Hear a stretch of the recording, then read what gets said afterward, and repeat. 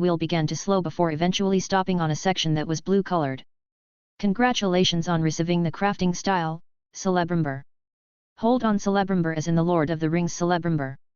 Nick thought incredulously before the roulette wheel exploded into mist that then shot up his nose and imprinted the basics of the style directly into his mind, giving him a massive headache. Fuck. This system might as well be called the abuse system with how bad it's treating me. Nick complained as he rubbed his temple to try and ease the headache. I'll wait till tomorrow before I continue because it's hard to focus with this fucking throbbing in my head. Nick decided and hid the rest of his starter pack in the small hiding space under a board in his closet and removed the lock on his door. The night wasn't peaceful for Nick as his mind was filled with the images of an elf forging while talking about what he was doing as well as how.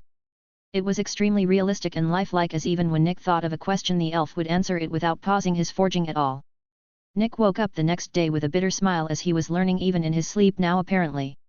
Nick got dressed and grabbed his bag before leaving his room, as today just so happened to be the first day of him going to school since he was in fact underage and thus required by law to attend.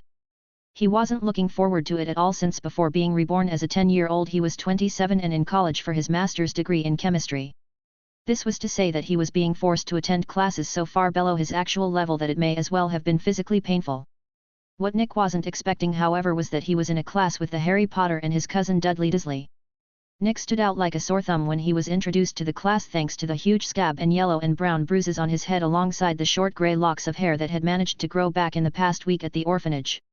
Nick could tell that when he treated Harry in a friendly manner during the class that it made the boy's whole day, as he cheered up considerably. Sometimes just being accepted is enough, Nick thought to himself with a small genuine smile when he said goodbye to Harry for the day. C5. Nick got back to the orphanage in a pretty good mood after his first day of school thanks to his interaction with Harry. I hope Dumbledore doesn't try and cause problems for me because I decided to be friends with Harry, he thought with a frown. This was a valid concern since it was heavily implied in the books that the old wizard had purposefully manipulated Harry's life after he was orphaned in order to lead him down the willing sacrifice route. It would not surprise Nick at all to see that his presence gets treated as an eyesore. Thanks to the fact that it was also heavily implied that the man used legilimency, which was literal mind manipulation and reading, Nick knew all it would take was for the old goat to put the thoughts of distancing himself from Harry into his head to get his way. Joke's on him, I plan to fix this problem tonight with my smithing. Nick thought with a chuckle as he imagined the ugly expression the old wizard might make failing to break into his mind. Sure, Nick knew that Dumbledore was a good guy, but he wouldn't forget that the man was a literal war veteran who knew how to make evil acts for the greater good. The caretaker of the orphanage was a kindly woman with medium-length brown hair and tan skin that was about 5'6" in height and slightly on the heavier side, not fat but plump. She was waiting at the entrance of the orphanage for Nick and the other kids to arrive. "Welcome back everyone, I expect you all to do your homework and show it to me before the end of the day," she said seriously while giving a few kids in particular a stern look that they sheepishly avoided. Nick chuckled at this since it seemed people still hated having to do homework in this version of Earth as well. He thought it was even more funny when he directly handed the caretaker his homework when he walked up and said, "I did it already." The woman was completely taken back by this and looked suspicious, but after actually looking over the papers she could only sigh and hand the papers back since they were indeed done. One perk of being leagues ahead of his peers was that Nick could finish this stuff in 30 minutes with him writing taking up majority of that time.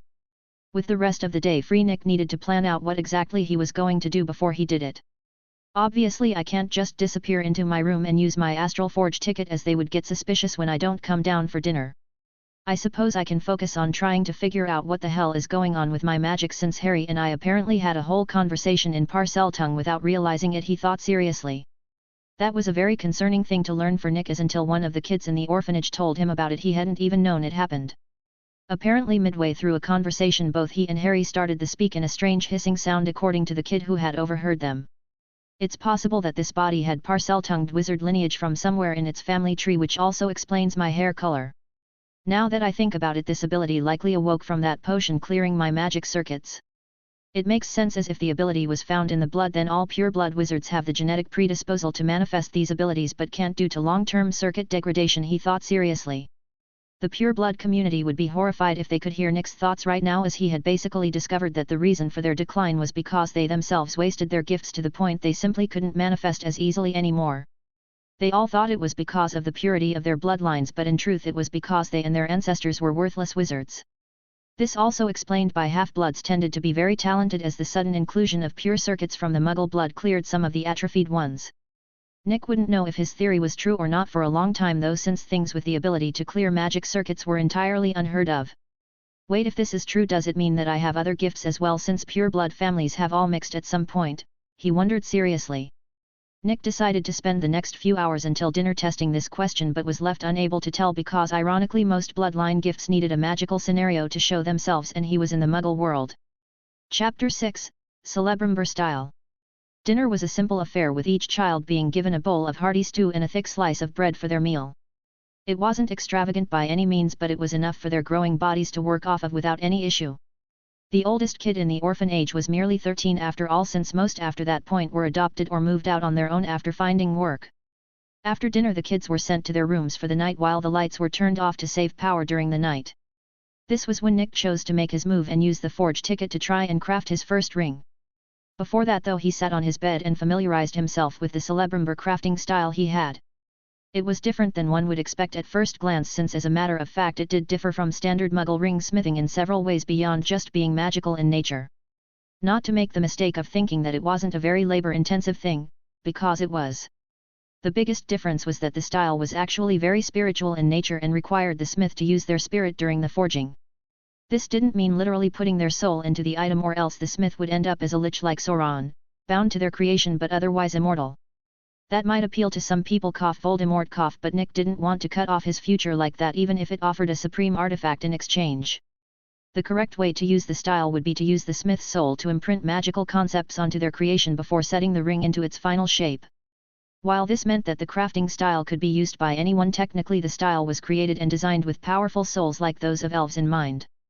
Thankfully, with Nick's magical circuits cleansed, both his mind and soul were improved qualitatively to the point of just barely matching the average elf.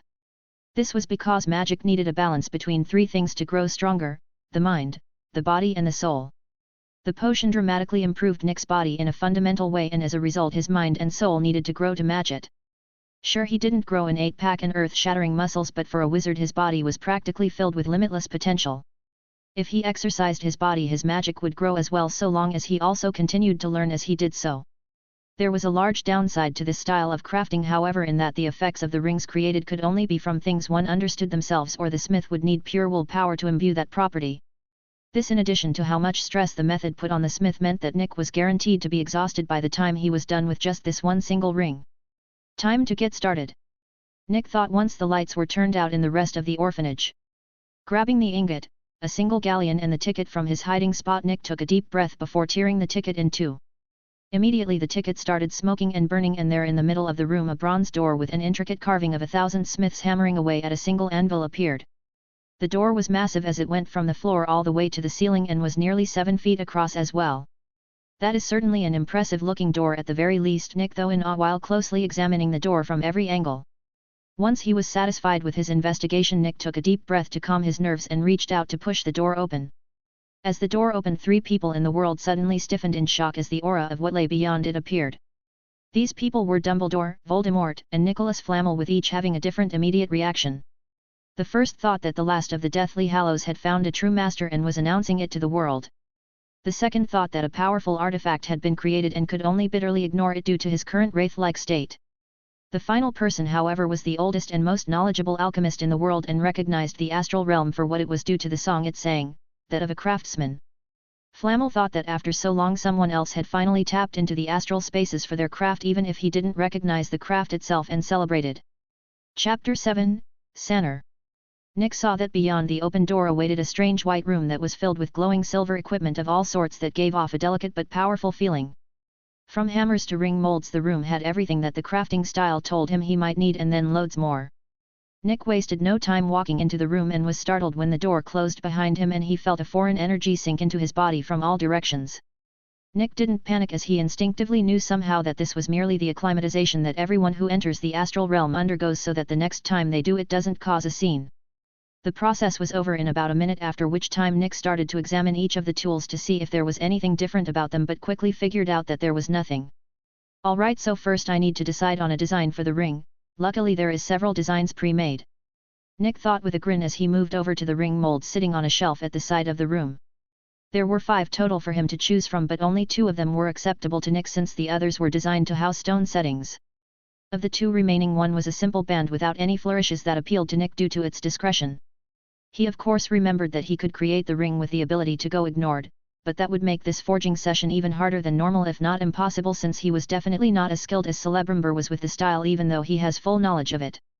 The second option was designed as a bird with its wings spread, with the wings creating the band around the finger. Nick didn't need to think all that much to immediately drop this from the choices, since it very much stood out. With the choice made, Nick grabbed the mold and brought it over to the infused smelter that would melt down whatever was placed into it and fill the crucible with only the best mixture for forging. Into this device Nick placed the galleon as well as the goblin silver ingot and stuck his palm against the magic power source. Doing this not only infused the metal with his magic, raising its affinity to him, but also powered the machine. This was an efficient process that only took 5 minutes to complete, leaving a white gold alloy heavily favored to the silver with a loss of about half the pre-smelted material, which stung a bit but was acceptable. Nick grabbed the crucible with the special tongs located on the side of the machine and carefully poured the molten metal into the mold, but frowned when he was left with half of the material, and so made a split-second decision to grab the bird ring mold as well. I'll leave the extra as a blank for later forging, he thought as the mold accepted the rest of the molten metal. Nick then waited for 10 minutes for the metal to harden in the mold before he moved it over to the anvil and cracked the simple band ring mold open, causing the still red-hot ring to fall onto the anvil with a melodic ting. Nick grabbed the small special hammer and tongs nearby and took a deep breath before he started to move his spirit according to the crafting method. His clothes billowed as though buffeted by wind that didn't actually exist, as his spirit manifested as a sort of bright white aura around him. Nick knew this was a result of his sloppy execution of the technique and quickly worked to bring the manifestation under control and limit it to his arms as the crafting method demanded. It was hard and uncomfortable for Nick, as he was literally commanding his very soul, which was not a natural thing to do.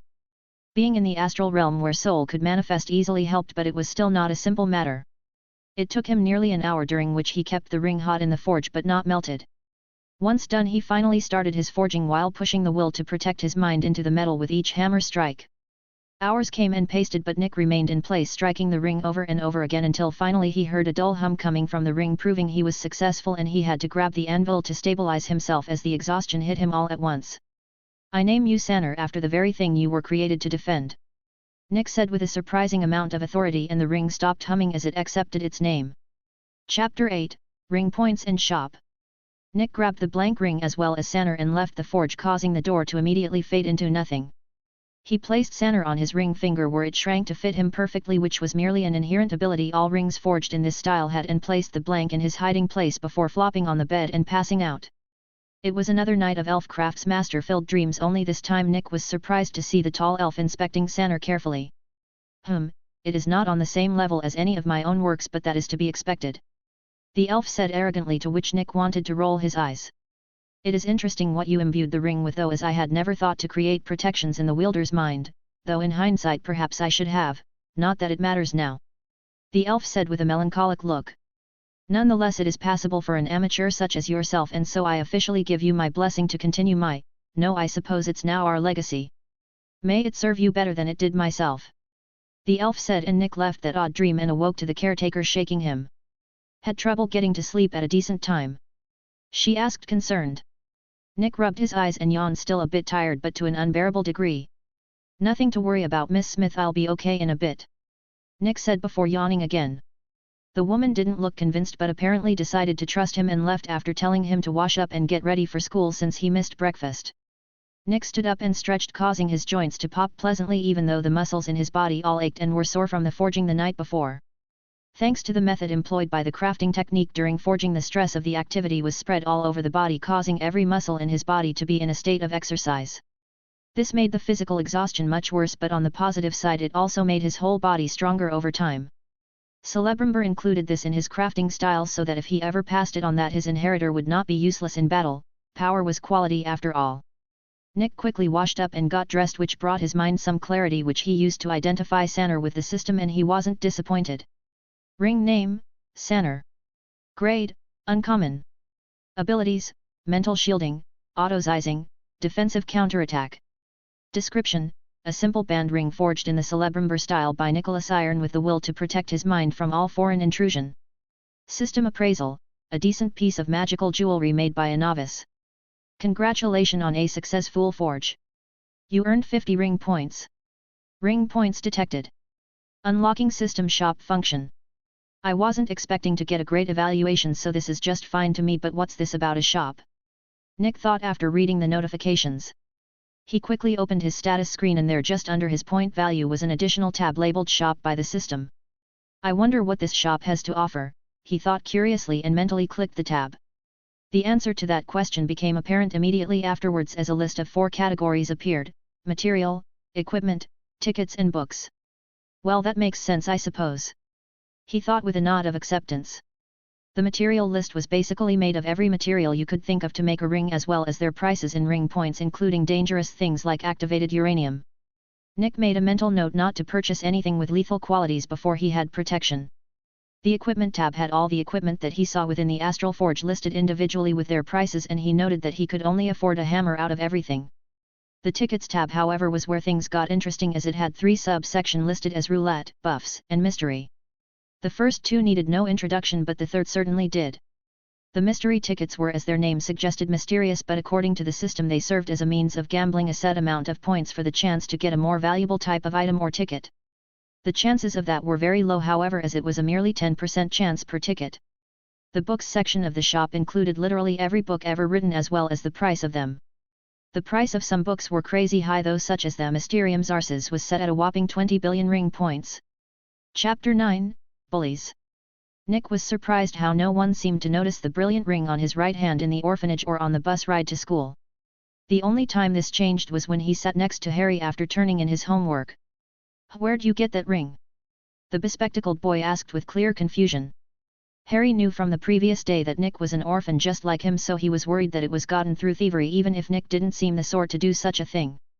Nick chuckled at how good-natured Harry was despite the life he's led so far. "Not to worry, mate, it's not stolen, honestly made it just last night.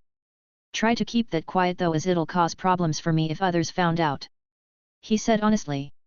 Nick had no intention of lying to Harry, since even in the books the boy was extremely perceptive to lies. Harry's eyes widened when he heard that, and he grew excited. "You know how to make jewelry?" he asked with a very interested expression. Nick didn't blame Harry since thanks to his aunt spending large amount of money on jewelry as a sign of status he knew jewelry crafters probably made loads of money. Harry might not have ever been given any real money but he was perceptive enough to notice that those with it could live comfortably.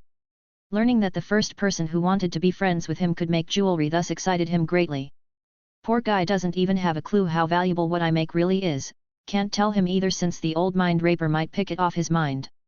Nick thought with a sigh. I'm no master but I know a little about the craft. He told Harry honestly. Does this mean you can get rich? Harry asked with sparkling eyes. Nick chuckled, and who would buy jewelry from a brat like me? Nah mate, unless I get an older business partner. Getting rich is impossible at the moment. Nick shot down that idea immediately with cold hard logic. Harry paused for a moment but nodded in a depressed agreement at that truth-filled statement. Besides, the metal I need to make stuff doesn't exactly grow on trees, and don't get me started on the tools. Nick said in exasperation. Then how did you make that ring? Harry asked confused. Got lucky enough to have some metal fall in my lap and borrowed some tools temporarily to make this ring and the unfinished form of another. Nick said without technically lying since what he said was true, just missing some details. You have another ring? Harry asked, surprised at this information. Nick was about to reply when he was interrupted by Harry's cousin and his gang of 2 other boys, each looking stupider than the last. Oi! Stay away from Harry, he's a freak. The fat boy said rudely with his arms crossed. Harry seemed to shrink at the boy's presence and words and looked at Nick with teary eyes, expecting him to agree with his cousin like everyone seems to. This didn't happen, however, as instead Nick stared Dudley in the eyes without restraining his magic, making the boy recoil in instinctive fear. How so? Nick asked calmly and clearly without any emotion at all. Dudley froze at the question as his atrophied brain cells tried to find an answer, but he could only spew out, because my parents said so. Angrily trying to justify himself. I didn't ask what your parents said. Nick intensified his magical pressure on the boy. I asked how he was a freak. He said coldly. Harry watched in amazement and awe as Nick didn't even need to stand in order to bring his cousin to heel despite the size difference between them.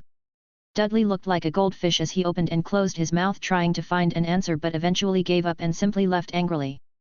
Harry looked like he wanted to cry tears of joy over how Nick defended him and swore to himself he'd never betray his trust even if it killed him.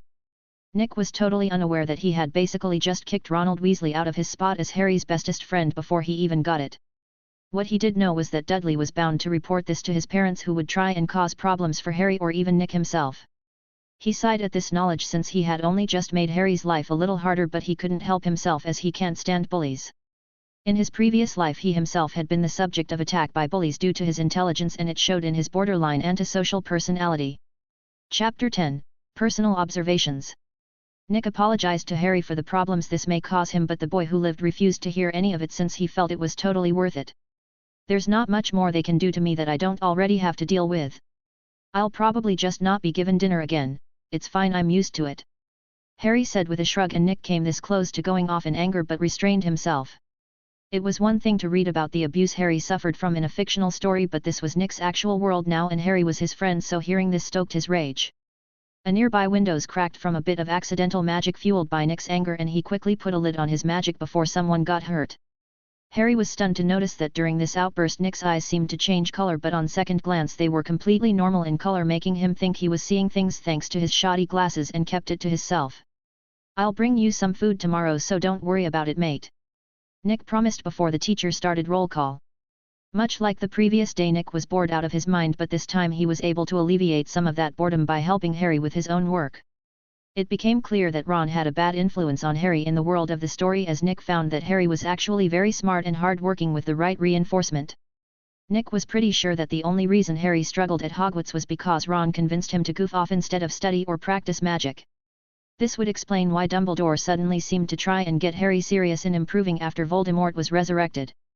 The old man likely figured out that at the rate Harry was growing he had no chance at all of ending Voldemort in the final duel, and was forced to fix this, probably by mind-fucking Ron into actually being helpful. Nick refused to believe that the lazy bugger suddenly decided to change his M.O. without outside interference. This wasn't to say that the guy didn't have some worthy traits, such a good bit of cleverness, not smarts mind you, but tricky thinking. He was also steadfast in defending his people even when clearly outmatched, such as the multiple times he clashed with Malfoy and his gang despite being outnumbered. That said, now that Nick was here his influence on Harry ought to be lessened considerably. Nick parted ways with Harry and went back to the orphanage for the day. As much as he wanted to purchase the hammer from the system shop and try and forge again to get more points, he wasn't stupid enough to do so. First and foremost was that he had no anvil, tongs, or forge to heat the metal while he works. Second was that he was sure to make an ungodly amount of racket in the attempt. Without an isolated environment like the astral workshop, everyone in the orphanage would suddenly be in the know, which was obviously not good. This meant that rather than gaining points by forging more rings, that he instead spent the few points he had to buy the fundamental books of magic that he found to prepare for Hogwarts. Nick would be more surprised if he didn't get a letter for the school with the rate his magic was growing passively. In the mere 2 days he had his circuits cleansed, his magical energy had nearly doubled as his trifecta mind, body, and soul slowly got back in sync with each other. Nick was aware that the growth would slow down dramatically soon enough, but that didn't mean he wasn't aware that his own magical energy currently exceeded Harry's by a good chunk. His sensitivity to magic from his clear circuits let him gauge the amount of magic in his surroundings, which was how he knew. The biggest downside to this sensitivity, however, was that he could also feel the soul shard in Harry's forehead. How could he not when it practically radiated evil aura constantly, though Nick found it funny how Harry's own passive aura bullied the soul shard into silence constantly since the main soul was weakened. This was also the reason that unlike the other Horcruxes, Harry didn't corrupt those near him for long periods of time. The only victim of that soul shard was Harry himself, but that would only become problematic later when Voldemort started to regain his power. An interesting moment of karma happened the next day when Nick was called up to the principal's office. Chapter 11, Karma. Nick winked at Harry and had a confident grin when this happened, because he knew very well that there was nothing that the Dursleys could do in this situation. The entire class, including the teacher, stood witness that it was Dudley and his gang who approached him, as well as the fact he didn't yell nor even stand up. Nick very much doubted that an idiot like Dudley considered this, however, when he went and complained to his parents that Nick scared him. In fact, Nick was very much looking forward to the look on the Dursleys' faces when he explained all this to the principal. The secretary who was escorting Nick secretly noted how confident he was, and when put together with the story that had circulated around the staff of yesterday's event, she couldn't blame him. His teacher had indeed seen the entire event play out, since they were very aware of Dudley's bully tendencies but helpless to stop them, as the Dursleys threw a fit every time he was reported. Instead, the teachers simply broke it up before it could get physical normally, which kept things quiet. As odd as Dudley's retreat was, literally nothing happened beyond a few calmly spoken words on Nick's part. When the door to the principal's office was opened by the secretary, Nick got his first look at the entire Dursley family. I have to admit that J.K. Rowling totally nailed their looks, he thought calmly. Vernon Dursley was a portly man with an obese face and no neck, while his face was oily and scrunched up like a bulldog and a thick mustache under his large nose. Petunia Dursley, on the other hand, was freakishly thin with an abnormally long neck and overly make-upped bird-like face. You must be the demon who terrorized my poor Dudders! Petunia shrieked at Nick angrily. The woman's shriek clearly irritated the principal, if the bulging vein on the side of his forehead was any indication. Nick calmly walked into the room and greeted the principal respectfully before asking why he was called out of class. The Dursleys have lodged a complaint that during the hours of school yesterday you bullied their son Dudley, and so you were called up to get to the bottom of the matter. The principal said neutrally. I see, and might I inquire as to how exactly I did such a thing? Nick asked calmly. Are you calling my boy a liar? Vernon asked venomously when he heard Nick's question. Nick shook his head. Not once did I say such a thing. What I asked was the reasonable question of how I bullied your child. Is that not correct, Mr. Principal? Nick looked at the principal, who agreed, making Vernon turn red in rage. Since the question was reasonably raised, perhaps Dudley himself can clarify exactly what occurred yesterday during class. The principal said calmly while focusing on the boy in question. Vernon impatiently looked at his silent child. Well, boy, hurry up and tell the man the truth so we can get this farce over with. The man said in a tone that brokered no arguments. Dudley Dursley had somehow, even with his limited brain cells, realized that something was wrong when Nick hadn't been punished and he was now being told to explain what happened yesterday. I told him to stay away from my freak cousin and he glared at me while asking how he was a freak. It felt like he was going to kill me. Dudley said hysterically. Nick tutted when Dudley finished speaking, and the two Dursley adults realized that this wasn't going to end well for them. Neither were truly stupid, unlike their son, and immediately noticed that the problem with his story, he called Harry a freak and was glared at for it. It would seem that Dudley forgot to add quite a few details necessary to illuminate this issue. Might I clarify? Nick asked the principal with a malicious grin. The man agreed before the Dursleys could interject, and Nick started speaking completely calmly. You see, I was having a conversation with my new friend Harry Potter when Dudley approached us both with his own friends without any provocation. He called my new friend a freak and I of course was upset about it and did indeed glare at him from my seat without getting up and without raising my voice I calmly asked him how Harry was a freak. The answer he gave me was that Harry was a freak because that's what his parents told him. Vernon looked like he was about to interject but a stern look from the principal silenced him. I then clarified that I had not asked what his parents said but rather for clarification on how Harry was a freak. He left angrily when he could not come up with an answer while I remained in my seat. Nick explained and the two adult Disleys were pale after hearing the entire story. Chapter 12, Karma, 2. It's his word against Dudley's and there no proof at all. Vernon said in a last-ditch attempt to save his reputation. All thoughts of punishing Nick were gone from the man's head after hearing the full story from Nick as he could tell that Dudley was very much on the wrong side of justice here. Rather than trying to punish Nick he was instead trying to save his own skin as this event had the potential to expose the truth of his home life including the way he treated his nephew-in-law. Nick's grin grew and Vernon suddenly felt like he was a juicy steak being eyed by a lion making him nervous. What Nick said next was the final nail that made this situation irredeemable and sealed the coffin shut. On the contrary it's the entire class including the teacher's word against Dudley and please don't forget that his story also corroborates my own, just with less detail. Nick said and Vernon honestly wanted to strangle his son for his foolish act of provoking this demon called Nicholas Iron. It sounds as though this entire meeting was a waste of my time and that I will need to be calling child services about Mr. Potter's treatment. Expect a visit shortly at your residence. The principal said with a neutral tone. Things are about to get magical in this case, because there is no way in hell Dumbledore isn't going to freak out when this matter reaches him. Nick thought with a bit of anticipation as he knew that the old mindfucker is definitely going to investigate the cause of the change in status quo, which is to say Nick himself. While this put Nick in danger, it also ensured that the old man would definitely be sending him a Hogwarts letter if he wasn't already. Nick was dismissed back to his class and the secretary who was escorting him back was in awe of him as she had been eavesdropping on the meeting and heard him control the whole meeting smoothly.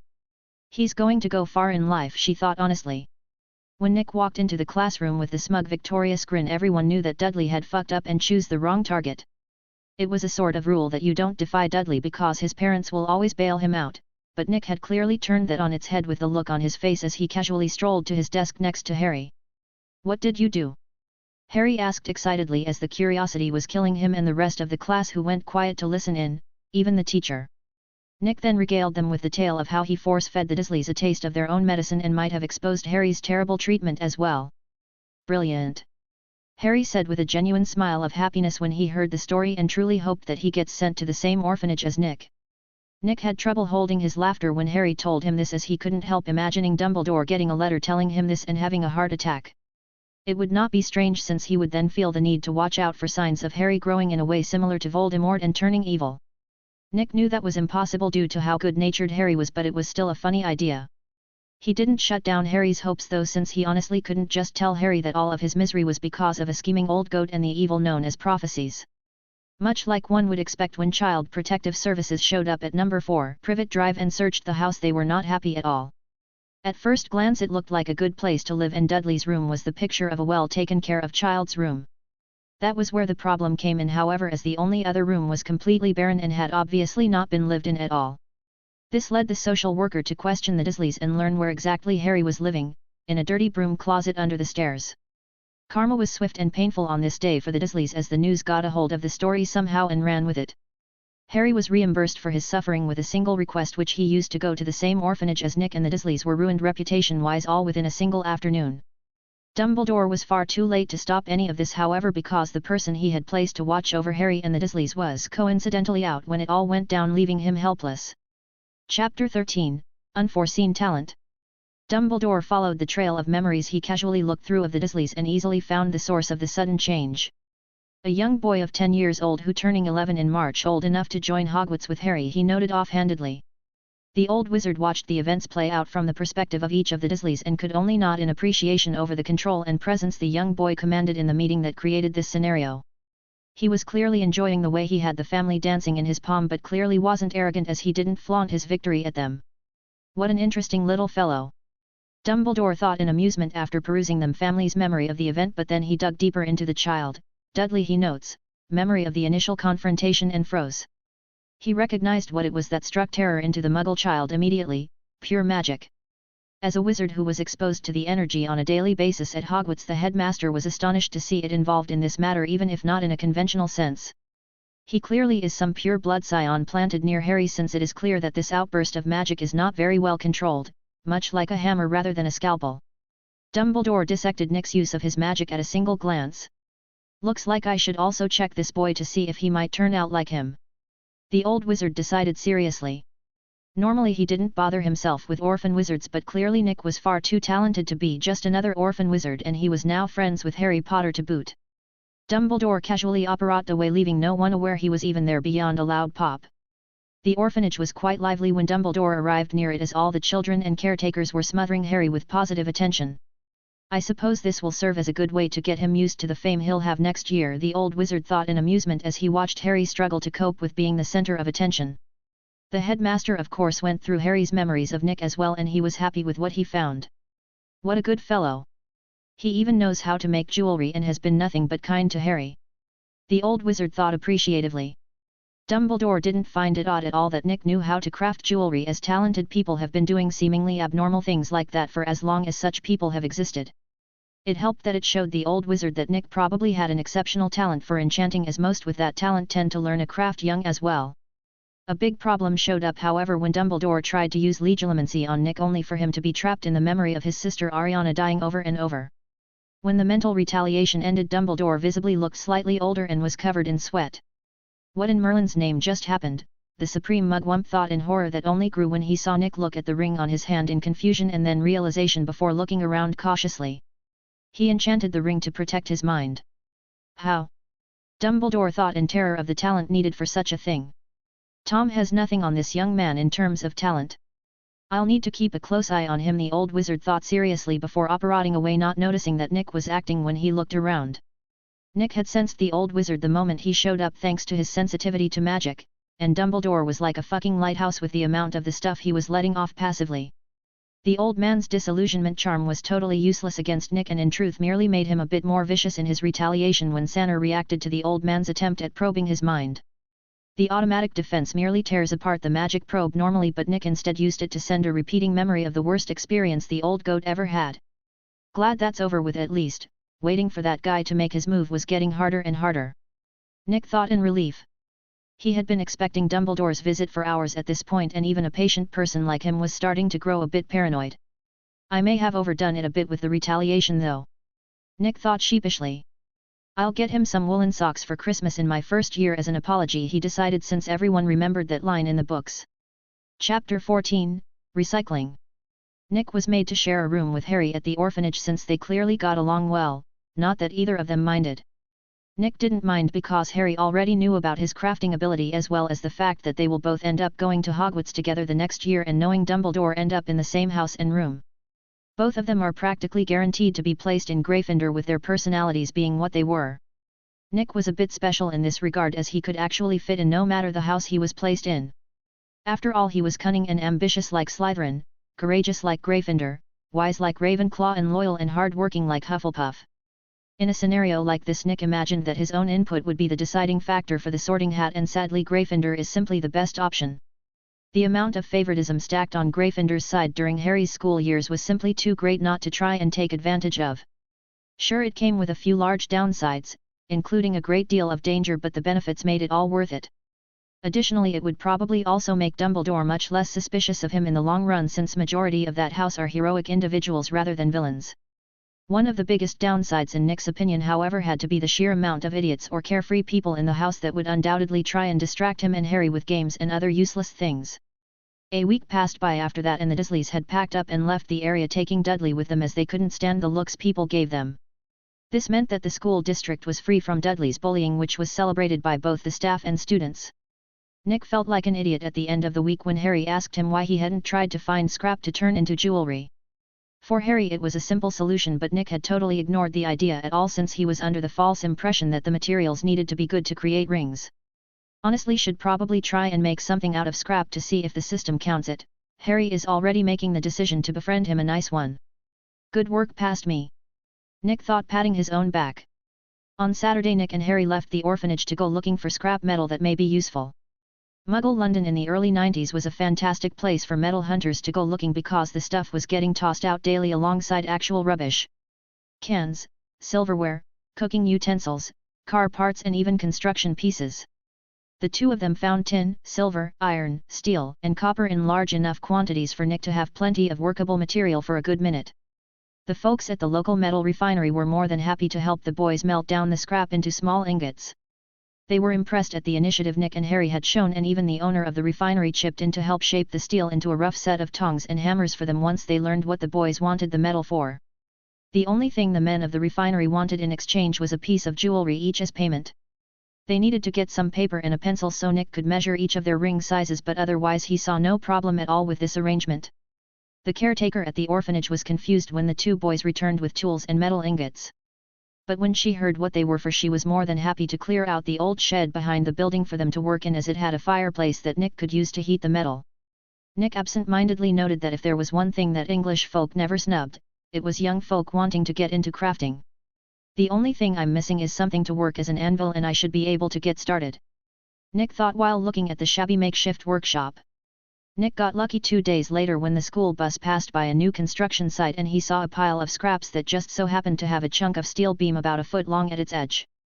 It was quite the walk from the orphanage, but Nick eventually got there in the evening and convinced the site foreman to turn it over to him. The walk back to the orphanage was a bitch and a half, but it was totally worth it to Nick as he now had a usable workshop.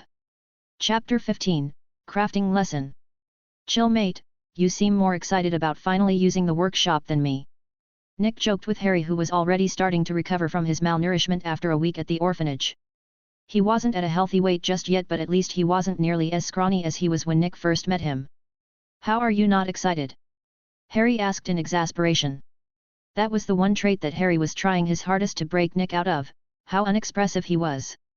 It was clear to Harry that Nick was a very reserved individual and had trouble truly relaxing in the past week they've lived together, and it bothered him. Harry knew all about keeping quiet so as to avoid attention, the Dursleys made sure of that. But Nick's silence was completely unnecessary and felt wrong to Harry, like the very thought of relaxing his guard scared Nick. He didn't know what had happened to make Nick like this, but he didn't need to in order to try and help his friend recover from it. I am reasonably excited about finally getting to work, but you don't even know how to craft, so it's weird how eager you are about it. Nick said with a roll of his eyes. You're going to be turning scrap we found in the rubbish into literal treasure, what's not to be excited about? Harry asked rhetorically with a smug look, since he knew he won this discussion.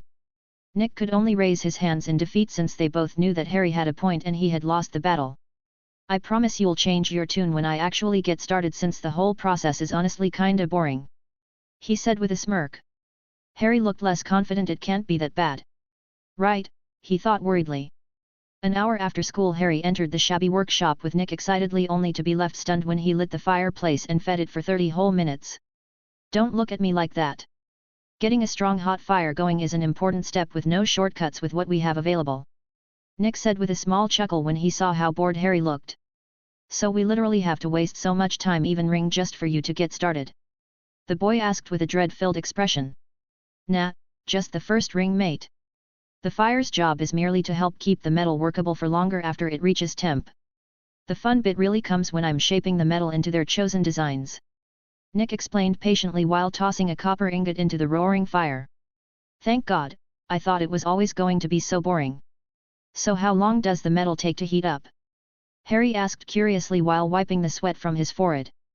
Nick shrugged. It depends on the metal. Some are hard and take longer to get workable like steel, while others are naturally soft and get hot quickly like this copper ingot here that's already done heating up.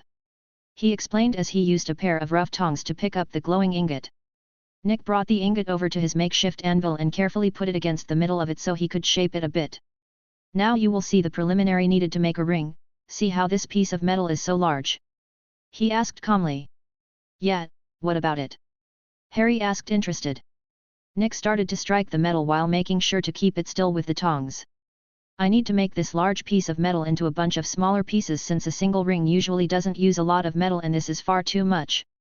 Right now what I am doing by hammering the metal is called drawing it out. Watch for a bit and it should become clear. Nick said without taking his eyes off the ingot or stopping his hammer strikes. Harry watched in amazement as the ingot got thinner with each strike, but also longer as well. Nick stopped after 5 minutes and put the metal that was nearly twice its original length and half its height into the fire again. He then turned to Harry. So did you figure it out yet? He asked curiously. By drawing out the metal it gets easier to obtain just the right amount when you break it into different pieces, right? Harry asked seriously. Something like that, yet. A small correction is that I won't be breaking the metal but segmenting exactly. Nick answered honestly. What's the difference? Harry asked confused. Segmenting is precise while breaking is not. If I was just messing around, breaking the metal would be fine. But since I already have a design in mind, segmenting works better. Nick explained patiently. Chapter 16, Crafting Lesson, 2. Like your ring? Harry asked, pointing at Nick's right hand where Sanner sat upon his pointer finger glinting slightly in the fire's light. Nick shook his head. I was thinking of making them shaped like smith hammers with the handles forming the band. He said honestly. Harry looked enlightened because they work with metal. He said excitedly as he understood Nick's thought process. Yeah, figured they'd get a kick out of it too. I'll admit that it also helps that it's a simple enough design as well. Nick said with a chuckle before grabbing the metal out of the fire since it was warmed up again. Once again he carefully struck the metal until it gained some more length while losing some thickness. Nick raised the metal once he got near the thickness he wanted to spot check it for evenness, which he then hammered out if he found spots too thick. Once the metal was uniform in thickness he set it aside and grabbed an ingot of iron and tossed it into the fire. Why did you put that other piece of metal in the fire? Harry asked confused. Nick wiped away his own sweat and leaned against the wall of the shed since iron takes longer to heat up. I need that iron to make a temporary chisel to segment the copper without damaging the proportions. Most smiths tend to do similar things if they find that they lack a specific tool. He explained honestly. So if you need a tool you just make it rather than going to get it? Harry asked, having trouble grasping the idea. If I have the skill and the material, why wouldn't I just make the tool instead of having someone else make them? Nick asked rhetorically. Harry seemed to finally get it and nodded in agreement. That does make sense. He admits. We are going to be here for quite a while. Iron takes a bit to heat up to a workable temp. Nick said casually.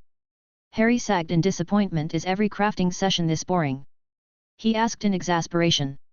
Nick laughed. Man, he is going to hate potions if he's this impatient. Nick paused mid-thought. Well, more so than just because Snape is going to be breathing down his neck, he corrected. Tell you what, mate, you go entertain yourself somehow and just leave the crafting to me and I'll show you the finished product later, all right? Nick suggested in hopes of giving his friend out without Harry needing to sound rude. Probably for the best. I don't think it's for me, Nick. Harry admitted with a sigh. Nick just smiled reassuringly. It's not for a lot of people, don't worry about it, it's no skin off my back. He said with a shrug. Nick remembered first reading the Harry Potter series back in his old life and laughing at how the trio's impulsivity got them into trouble. Never thought I'd see it for myself, he thought with a bit of melancholy. Nick didn't lie to anyone about his memories during his time in this world, as beyond the name this body held there was nothing left over of its previous owner. That said, the memories of his old life still remained but were starting to quickly fade as more time went on. He had a theory that this world was actively trying to expunge memories of a different world since it defied the laws of this one. This also explained by his knowledge of the books weren't affected as by this world's laws. It might be considered a type of divination into a possible future. Kinda sucks that I can't keep any important details of my past life since they could come in handy, but it is what it is. Nick thought with a sigh. He looked over at Harry confused. Why are you still here? He asked, making Harry realize that he actually had no clue and walk out of the shed with an embarrassed look. Nick just chuckled at his awkwardness and went back to patiently waiting for the iron to heat up. It took 10 minutes, mostly because a fire in a fireplace can only be kept so hot by feeding it. Picking the metal up with a pair of cold tongs, Nick placed the block of iron on the makeshift anvil and immediately raised his hammer before bringing it down on one of the block's corners. Repeating this over and over again, Nick slowly changed that side of the block into a wedge shape that he then carefully beveled into a dull blade-like shape, making an ugly but functional chisel. He then ignored it and tossed the copper back into the fire to bring it up to temp again.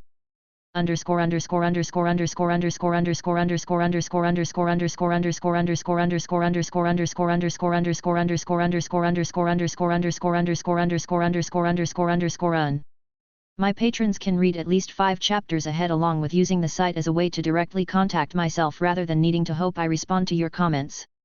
Patreon.com/user?U=815788854. Chapter 17, Dilemma. Nick didn't need the metal super hot like he would if he was going to work it, merely hot enough that it doesn't get cracked from the chisel. Once hot enough, Nick took the metal out of the fire and picked up the chisel before carefully lining it up. The cut off a strip of material close to 7 mm wide. Nick then hit the blunt side of the chisel with his hammer, cutting that strip from the rest. He repeated this process until the billet of copper had been cut into 24, 7 mm wide and 2.5 inch long strips about 2.5 mm thick. The rest of the shaping process was easy after that, as he merely needed to heat the strips to a workable temp before gently tapping on one end of them, causing the other to widen and form a mushroom-like shape. Once the mushroom's cap was the right size, Nick flattened the edges until the mushroom cap now was rectangular, like a smith's hammer. After that it was merely a matter of repeating the process for the rest and them curving the handle, forming a ring shape that was then sized based on the list he had gotten from the men at the refinery. Once that was done, Nick found himself with a problem of conflict between what he wants to do as the craftsman and what he should do as a wizard. On one side, his instincts as a magical craftsman were telling him that the rings needed to be enchanted, while his brain told him he would get in a huge amount of trouble if the ministry found out he knowingly gave enchanted objects to muggles. This was quite the dilemma for Nick, as he was equally torn between logic and emotion. As much as it pains me to admit, the risk of enchanting these rings is just too heavy. I can't tempt fate and getting sent to Azkaban just to satisfy myself. He thought with a heavy heart and started to polish the rings to remove any rough edges. They weren't flawless store-quality pieces, but Nick was satisfied with them appearance-wise. The system apparently automatically knew he was done with these rings and popped up a series of notifications. These notifications told him that he got a certain amount of ring points for making these rings. They weren't worth many points, as he only got 3 for each of the rings, which multiplied by the fact there were 24 of them gave Nick 72 points total. In addition to the 28 points he had left from creating Sanner, he now had 100 points even. This was just enough to let him buy a single mystery ticket if so chose, or 2 pieces of basic equipment like a hammer and tong. Nick would be lying if he said he wasn't interested in testing his luck with the mystery ticket, but decided to hold on to the points for now. As promised, Nick wrapped the rings in a piece of cloth and brought them out of the shed after dousing the fire to show Harry. Harry was in their shared room on his bed reading one of Nick's books, thinking it was a fantasy book rather than a school book for the upcoming year. Specifically A History of Magic by Bathilda Bagshot, which was an ironic choice considering how hated that class was according to the books. "You certainly look comfortable," Nick said, getting Harry's attention while peeling his sweat-soaked shirt off and into the clothes hamper. "Did you finish?"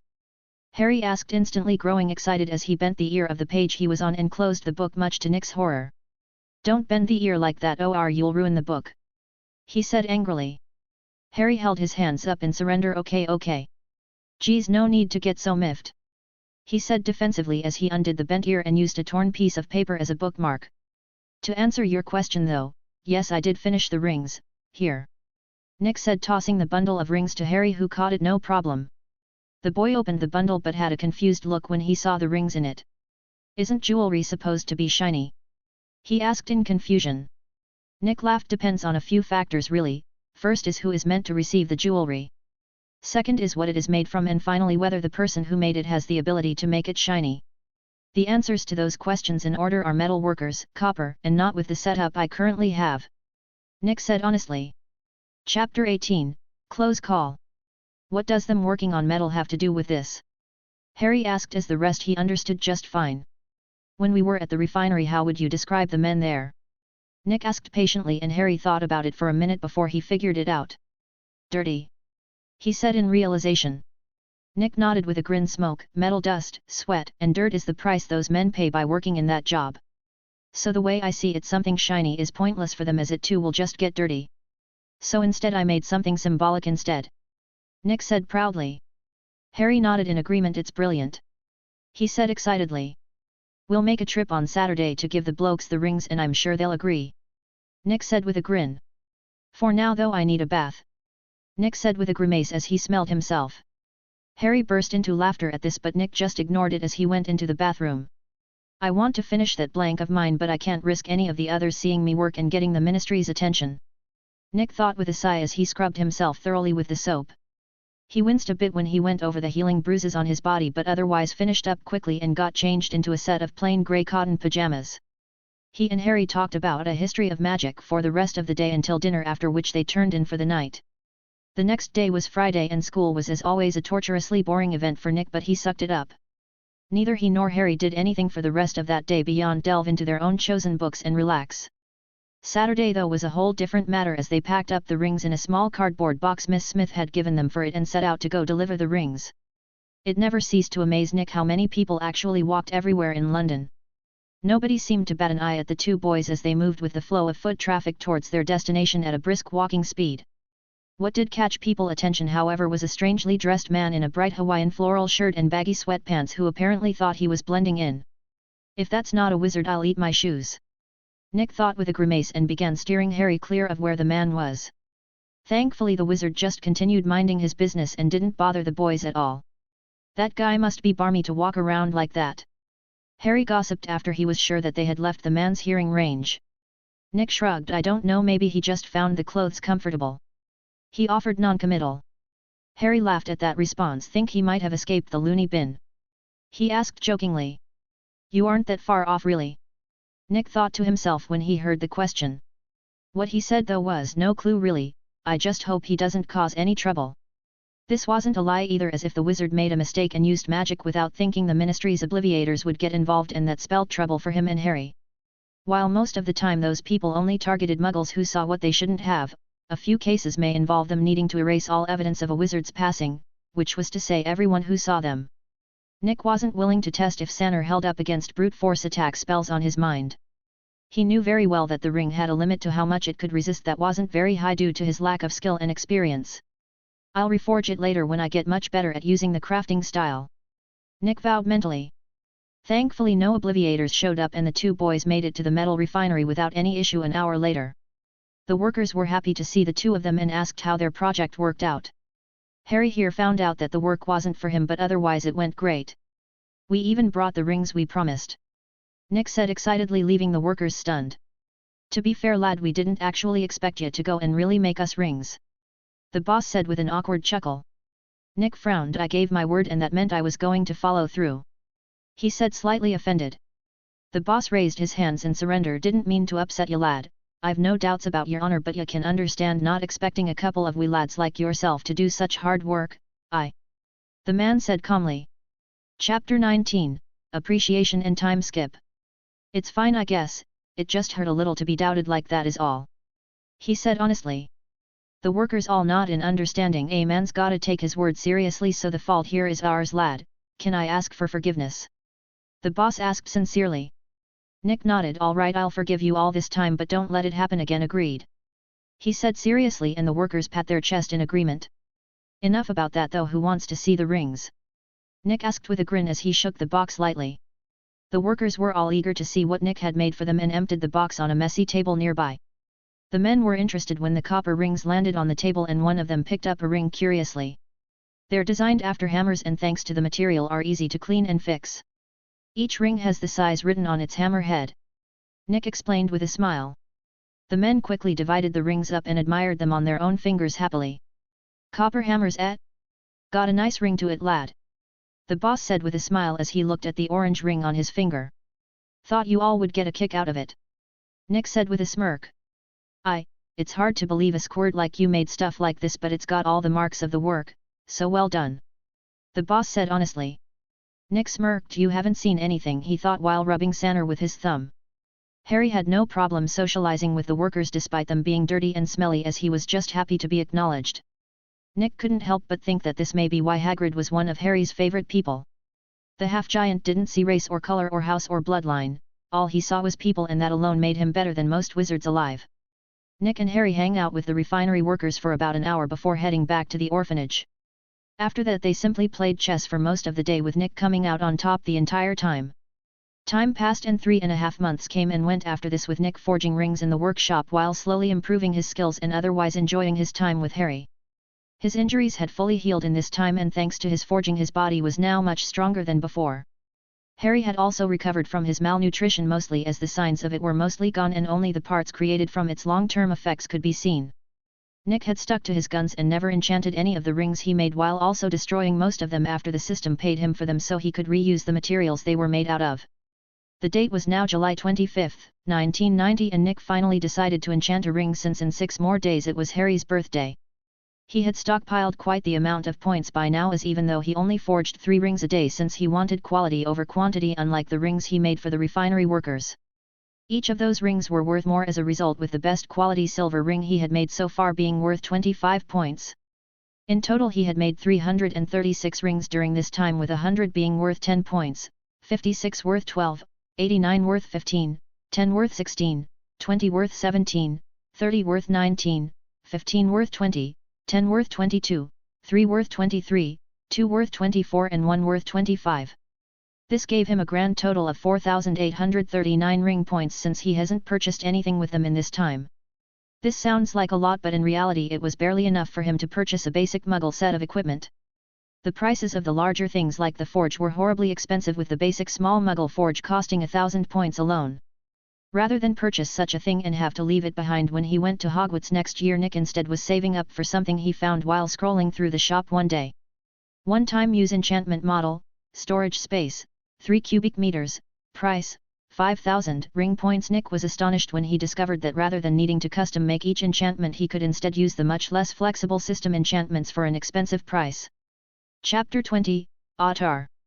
Nick had a sneaking suspicion that the reason he didn't have his inventory space open in the system is that he needed an actual storage area in order for it to work. Once he saved up enough points to buy this enchantment from the system, he would find out. For now though, I need to figure out what I want to put on Harry's ring. Nick thought seriously. I don't want to just copy Sanner, as that might force the old man to take drastic measures. I also want the enchantment to be genuinely useful for Harry as well. Nick thought with a frown. Nick spent an entire day in deep thought, which worried Harry quite a bit, since even though he knew Nick often got lost in thought, it was never this bad. This changed when one of the kids in the orphanage hit him with a ball on accident, and something seemed to click for Nick and he was suddenly very animate. Harry never spoke about the oddities he had noticed from Nick, but that didn't mean he didn't notice small things that confused him. One such thing was how Nick seemed to stop himself from really saying what he is thinking. The worst one has to be the moments that he suddenly seems to know way more than anyone else for no explainable reason. These strange and fantastical books he has for some reason, for example, make Nick amused to see him reading for some reason, and Harry had no clue why. Nick disappeared into the workshop that had become a sort of no-fly zone in the orphanage after one of the other kids hurt themselves messing with the tools. Harry avoided the workshop mostly because it was always uncomfortable in there and he was bored to tears the entire time, since he just didn't have the patience to sit there mindlessly waiting. So when Nick locked the doors to the workshop, no one was aware of it. The windows were too high up for anyone to peep through, and it was during the day, so any extra brightness would mostly go unnoticed. Nick retrieved the bird-shaped ring blank from his pocket and set it against the small anvil he had gotten by stockpiling steel for a month before having the refinery folks smelt it into shape. Here goes nothing, he thought nervously as he once again began to glow as he executed the true potency of his crafting style. Nick's mind, soul, and body had stabilized a week after he and Harry gave the refinery workers their rings, causing his magic to also stop growing so quickly and return to a agonizingly slow crawl. Thanks to this stabilization, however, Nick had a far easier time controlling his spirit in the correct way, bringing the glow onto his hands. Unlike Celebrimbor, however, Nick was unable to limit it to his hammer hand, wasting about 2/3 of the amount of energy he was using. He knew this, however, and immediately began to will his understanding of shields and defense into his spirit, which subtly changed its frequency. Without wasting a moment, Nick swung his hammer down onto the ring. Unlike what one would expect, however, the ring was undamaged and didn't move at all, as though the blow was a lie. The echoing ring of metal striking metal, however, told a very different story. One blow after another began to rain down upon the ring, and with them a burst of pure white light erupted from the ring, small at first but larger as more strikes fell. Autar. Nick spoke and a single elvish word appeared on the ring, and as Nick struck the ring again, the word appeared in the burst of energy. Melon. Nick spoke a new word which appeared on the ring as well as the burst of energy. The energy was nearly blinding at this point, and Nick knew he was running out of energy, and with his last bit of power spoke the final word to appear on the ring, and immediately passed out from the exertion. Nick woke up an hour later as his body barely recovered enough to function. There upon the anvil lay the bird ring, calmly humming as it waited patiently for its creator to name it and finish it. Nick stood shakily and spoke with a tired but authoritarian voice, "You are Autar." And the words appeared once again, both this time in specific locations on the ring. The word Autar was on the left ring, the word melon on the body, and the word on the right ring. With this the ring was complete, and unlike Sanner, this ring was far superior as it was made using a slightly more advanced technique from the crafting style that Nick realized halfway through the forging he wasn't ready for yet. Chapter 21, Hagrid's Visit. The next day was an exciting one for both Nick and Harry, even if the former was feeling terribly ill from overexerting his spirit during his previous day's forging. Until he recovered, Nick was going to suffer from what seemed like the worst case of flu ever. It would be far worse if he hadn't only minorly overdid it with an attempt at word infusion. He succeeded, but only at the cost of a week of terrible flu symptoms like chills, fever, vomiting, weakness of body and a headache he would be willing to fight God to make stop. Nick could only helplessly sit in bed under the stern glare of Miss Smith as Harry and himself received a visit from one Rubeus Hagrid. The looks the half-giant got from the caretaker was hilarious, and Nick would have laughed had he not felt like death. Nick was calm as he received his Hogwarts letter while Harry was in disbelief. "Hard to believe, I know, but you're a wizard, Harry," Hagrid said with his biggest smile. "Gee, thanks," Nick said dryly as Hagrid seemed to forget he also got a letter that was read as such. Dear Mr. Iron. We are pleased to inform you that you have a place at Hogwarts School of Witchcraft and Wizardry. Please find enclosed a list of all necessary books and equipment. Term begins on September 1st. We await your owl by no later than July 31st. Yours sincerely, Minerva McGonagall, Deputy Headmistress. Shopping list. Clothes. 3 sets of plain work robes, black. 1 plain pointed hat, black, for day wear. 1 pair of protective gloves, dragon hide or similar. 1 winter cloak, black, silver fastenings. Please note that all students' clothes should carry name tags at all times. Books. The Standard Book of Spells, Grade 1 by Miranda Goshawk. A History of Magic by Bathilda Bagshot. Magical Theory by Adalbert Waffling. A Beginner's Guide to Transfiguration by Emmerich Switch. 1000 Magical Herbs and Fungi by Phil Littaspore. Magical Drafts and Potions by Arsenius Jigger. Fantastic Beast and Where to Find Them by Newt Scamander. The Dark Forces, A Guide to Self-Protection by Quentin Trimble. Other equipment. 1 wand. 1 cauldron. 1 set of glass or crystal files. 1 telescope. 1 set of brass scales. Students may also bring an owl or a cat or a toad. Parents are reminded that first years are not allowed to own their own broomsticks. A/N, that list is a pain to write down. Hagrid blushed a bit when he heard Nick speak weakly from the bed as he totally forgot about him in his excitement at seeing Harry again. "Sorry about that, lad, got a bit carried away seeing Harry after so long. You are also a wizard, of course," he said calmly. Nick chuckled. "It's fine, honestly I'd give you some privacy, but I'm pretty sure I'll die if I move from this spot," he said, pausing a few times to cough. Seems like quite the bug you got there, lad. I'd give ya some pepper up if I had any on me," Hagrid said apologetically. "I'll be right as rain about Harry's birthday, so it's fine. You'll be coming for that, I assume?" Nick asked between coughs. Hagrid nodded. "I'll be talking you boys to Diagon Alley to fill that shopping list and take care of some business," he said honestly. "Nick, why are the names on this shopping list the same as the books we've been reading?" Harry asked suspiciously as he finally read the shopping list. Hagrid looked confused. "What ya mean, Harry?" the half-giant asked in confusion, only for his jaw to drop when Harry pulled out the book by Newt Scamander. "This is serious business, lad. Where'd ya get these books?" Hagrid asked sternly. "I found them by chance. Brought them here," Nick said without technically lying. He did find them in the system shop by chance originally, but he wasn't going to mention that. Harry still looked suspicious, but Hagrid chuckled. "Guessin' someone thought to buy their young un supplies early but forgot where ya got happens every now and again," the half-giant said jovially. "All's well that ends well, good for you, lad," Hagrid said, patting Nick on the shoulder, making his already horribly sore body hurt even worse. Hagrid chatted with Harry for another hour before leaving, while promising to be back on the latter's birthday. Once they were alone, Harry confronted Nick about the books. "Hagrid doesn't know you that well, but I do, and I know you didn't tell the full truth, so spill it," the boy said seriously. "Well, I suppose I should have expected this to happen. Guess it's time to come a bit clean," Nick thought. Chapter 22, Diagon Alley.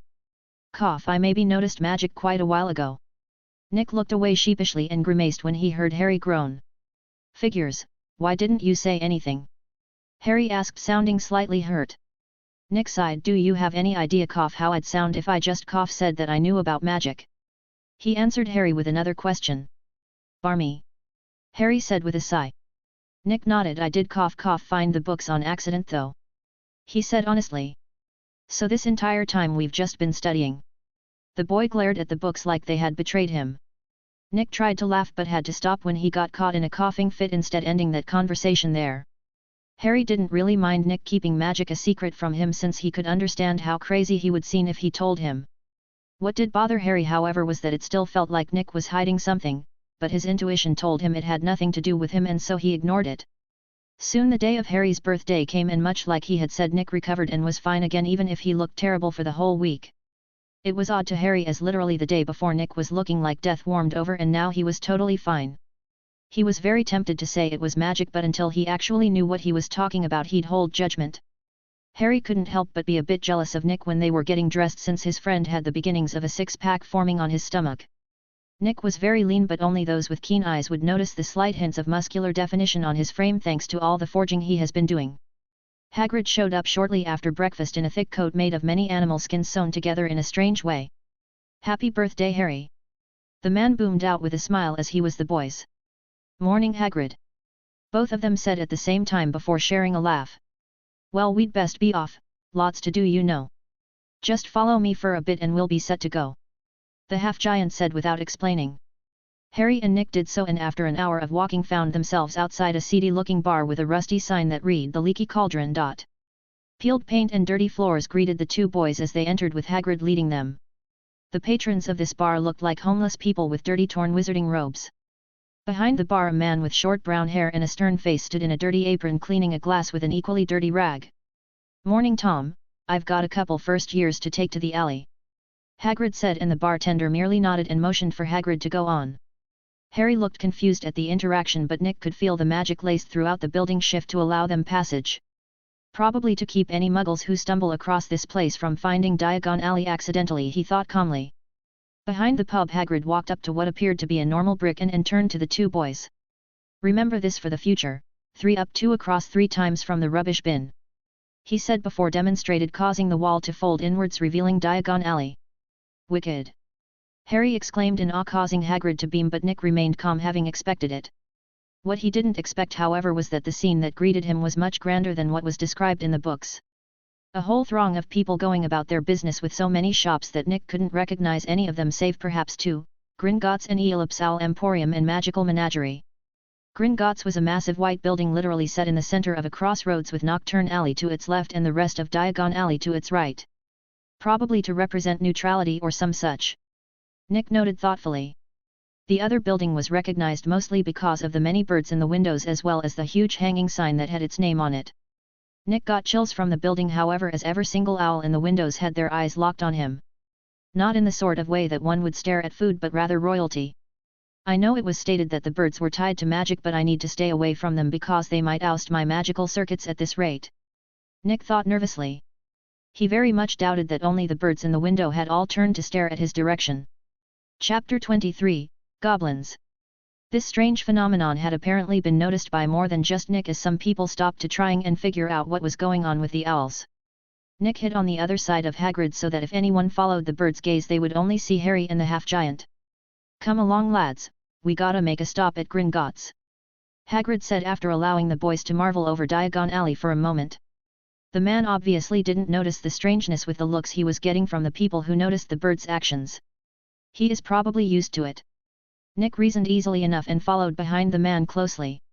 At the entrance to Gringotts stood a very short humanoid creature at about 2 feet tall. It had long wiry hair and a hooked nose that sat on a wrinkled face that held a large mouth seemingly set in a permanent frown. 2 beady black eyes coldly stared down anyone who approached the building, promising pain for any who thought to cause trouble. Hagrid ignored the goblin, but Nick dipped his head respectfully to the goblin and tossed it a single galleon that it snatched out of the air easily. "May you have a profitable day," Nick said calmly, and the goblin's eyes widened before it grinned, showing its shark-like teeth. "The same to you, young friend," the goblin said in a deep but shrill voice. Nick then entered the building and walked faster than normal to catch up with Hagrid and Harry. It seems that these goblins are just like the books described them, greedy and petty but firm believers of reciprocity. By giving that goblin respect and a galleon, I received respect in return, and likely even a small amount of benefit dealing with the goblins. Nick made a mental note of all this for later. Hagrid was searching the many pockets of his coat for something at one of the service counters, attended by a goblin who looked less than happy at the wait. Nick repeated the action he had just done with the goblin at the door, earning this goblin's obvious approval. Hagrid paused his search when he saw and heard this exchange between Nick and the goblin in shock.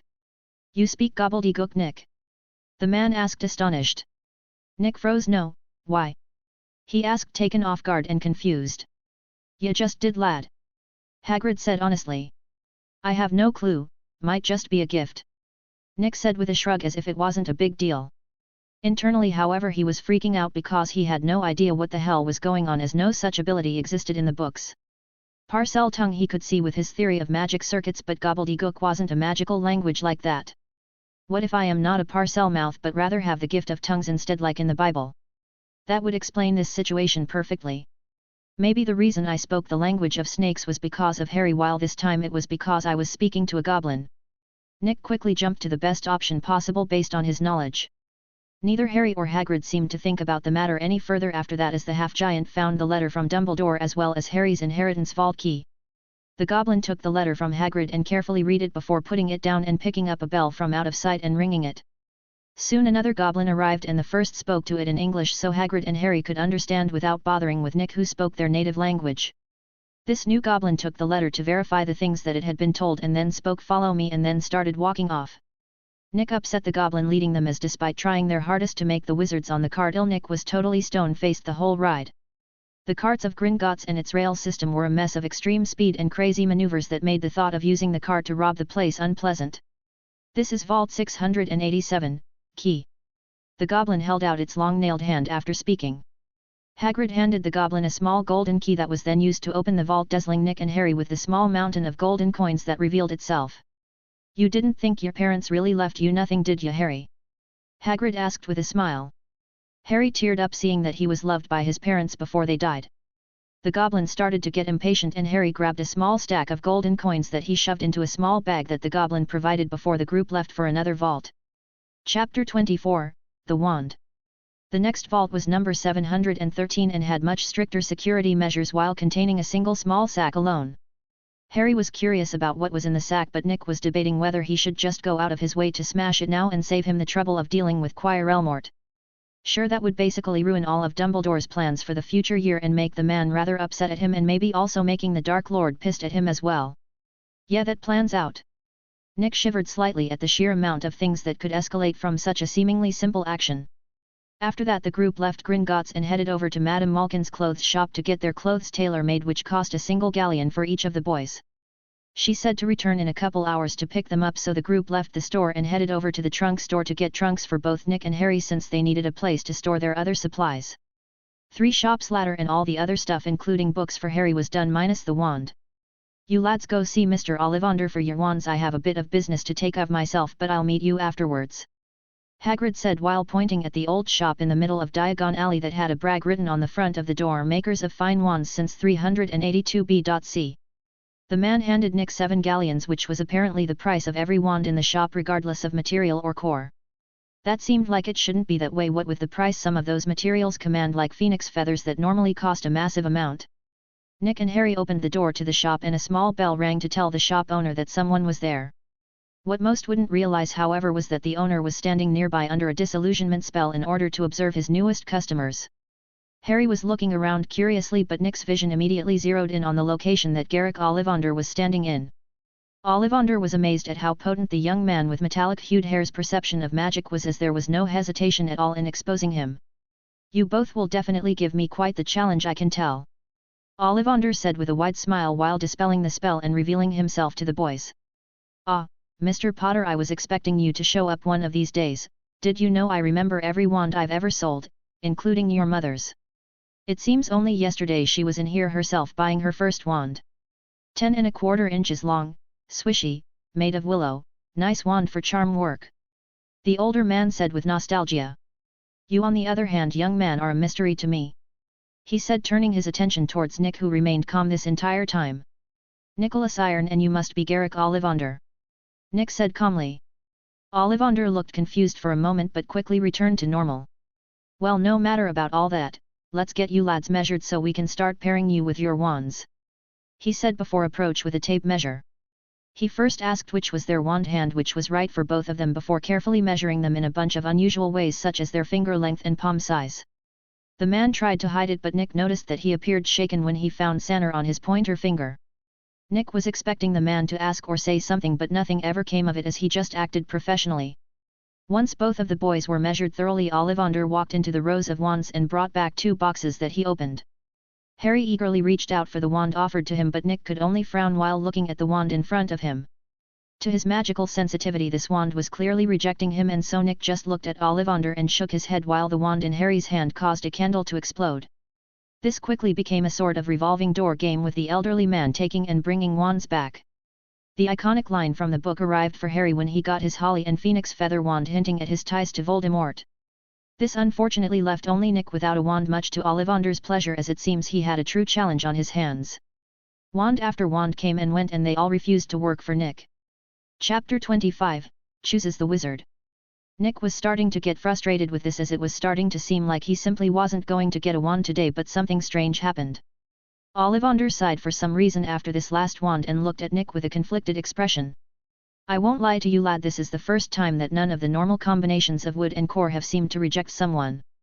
It pains me to do so, but the only options left are the experimental wands that were never meant to be sold, because I truly have no clue of their personalities. He said seriously. Nick shrugged. It is what it is. He said honestly, as he had given up all hope in getting a wand at this point. Ollivander nodded and walked into the back of the shop and came back with a metal trunk big enough to store a tall person comfortably with room to spare. It must have been very heavy, because the elderly man was using a spell to carry it out. When he placed it on the floor of the shop, Nick saw that it was covered in chains, wards and locks in such a way that it felt like it was locked to protect the world from what lay within. Ollivander slowly began to remove the protections one by one, with more than a few needing his blood to be released. Not much, mind you, merely a single drop each, but the seriousness of the situation was apparent. Once all the locks were removed, the chains were taken off, and the chest was finally opened in a moment that had both Nick and Harry holding their breaths. Nothing happened, like at all. There was no super burst of magic or evil cackling or even a slight change in temperature. Literally nothing changed. Nick wanted to beat an old man for being dramatic for no reason, but controlled himself after seeing Harry have the same problem. Ollivander then began to take boxes of wands out of the trunk and place them side by side on the shop counter. Neither of the two boys interrupted the man and merely waited until he was done.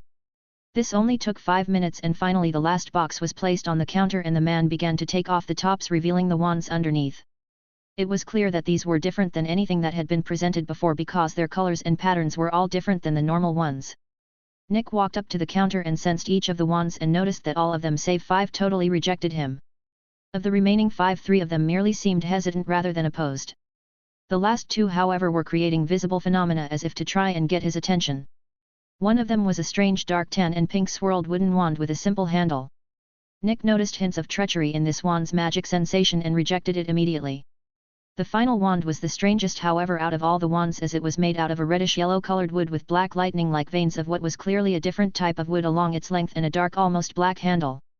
Nick tentatively took this wand in hand, and the shop was filled with an oppressive but vibrant feeling as the wand connected to his magic. Marvelous, simple, marvelous. That wand has been in my family for centuries and is the only one of its kind in the entire world. You see, both the wood and core of that wand are unique in that they both came from the only example of their species to ever be found. The wood was found in the tomb of an ancient alchemist along with a runic message that said first man's mistake. To date, what that implied is a matter of debate. The core, however, was the only feather taken by the offspring of a phoenix and a thunderbird. Both species are notoriously proud and powerful, and so when a miracle child was born of both, many sought to obtain it. Even in its youth, the bird was so powerful that all who approached it died, leaving it unchallenged for its entire life.